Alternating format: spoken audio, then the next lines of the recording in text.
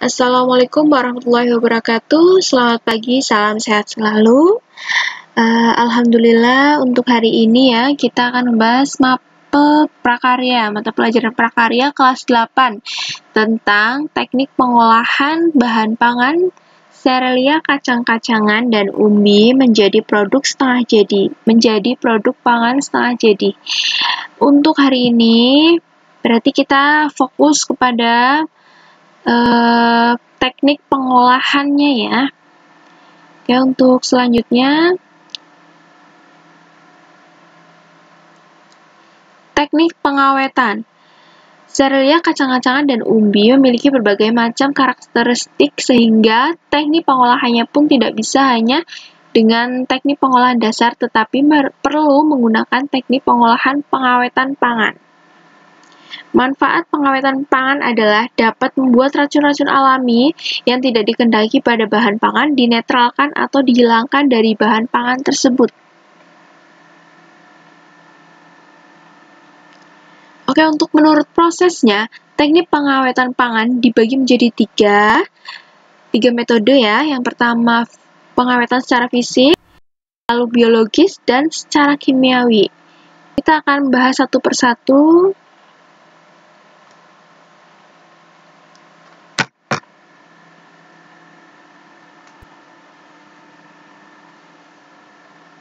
Kita akan membahas satu persatu tentang metode teknik pengawetan pangan.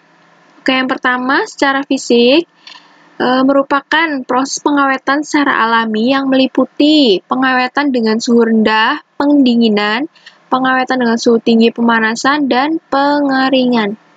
Untuk suhu rendah berarti pendinginan ya. Untuk suhu tinggi, pemanasan. Oke, untuk suhu rendah itu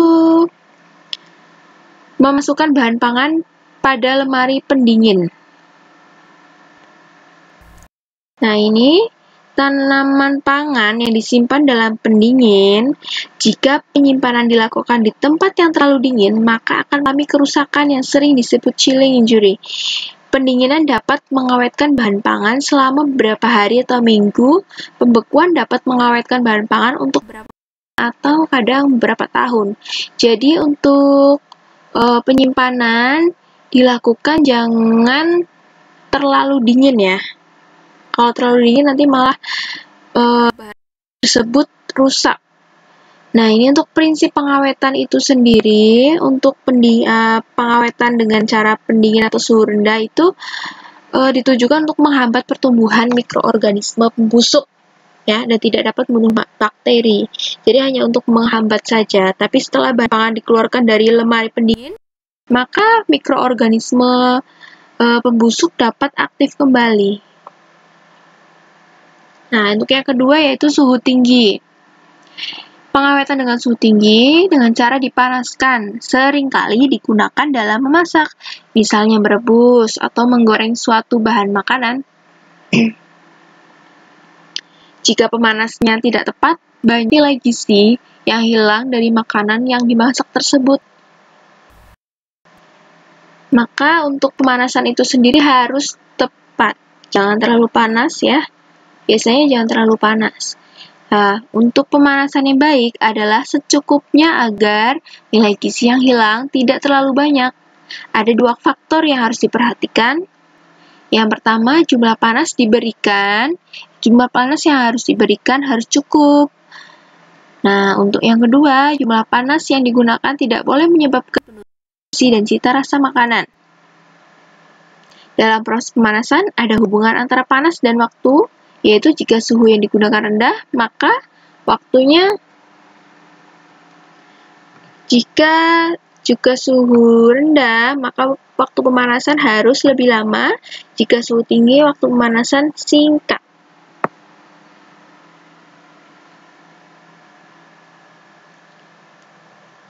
Oke, berdasarkan penggunaan suhu waktu dan tujuan pemanasan, proses pemanasan dapat dibagi menjadi dua, yaitu pasteurisasi dan sterilisasi.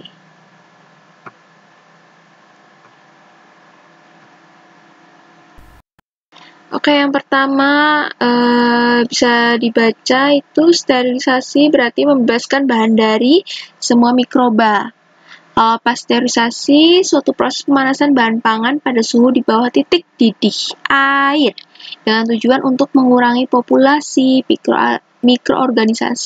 mikroorganisme pembusuk.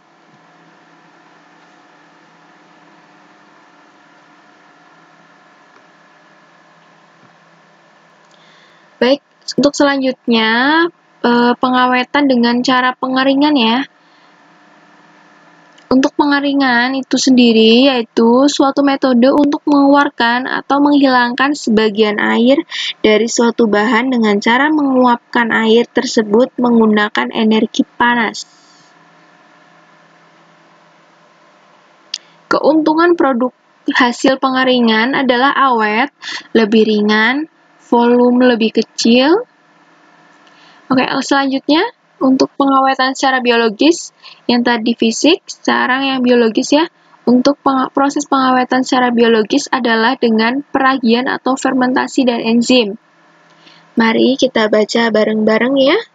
Bisa dibaca fermentasi, enzim, dan dari laktat masing-masing ada pengertiannya sendiri-sendiri.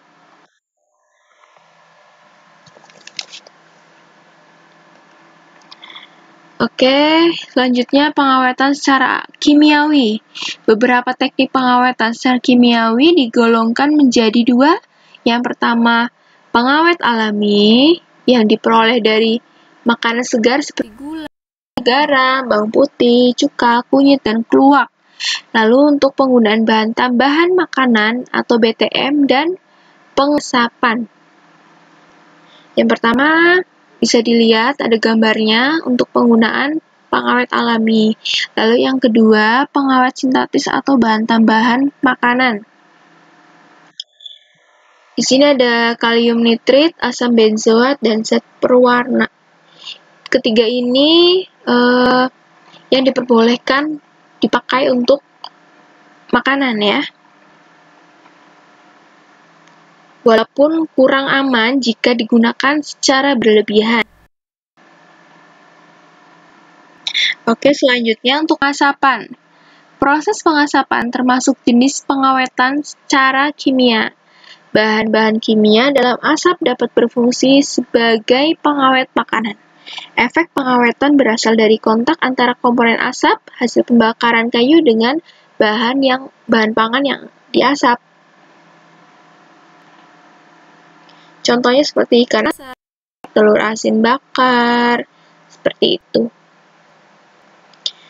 Baik, untuk hari ini.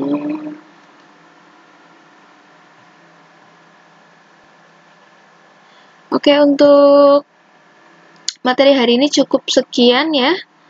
Wassalamualaikum warahmatullahi wabarakatuh. Salam sehat selalu.